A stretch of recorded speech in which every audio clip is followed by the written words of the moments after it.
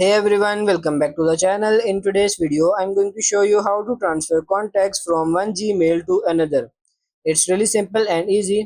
So if it's not your default contacts app, then you have to install it from your Play Store. So go to your Play Store and search for this Google Contacts and install this application. After installing, tap on this open and then you will see all your contacts here.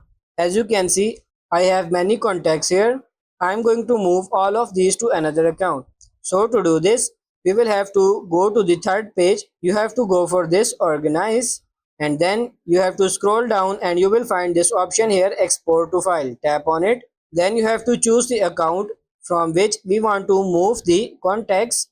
So I will select this one for now and click on export. So it will save it as a VCF file and we can change the name if we want and click on save. And there is only one step left to do now, and you have to tap on this import from file.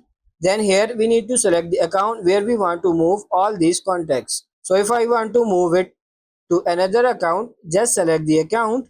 After that it will go to my downloads and I have to select the same file, as you can see contacts VCF, and click on select. And now as you can see contacts will be imported.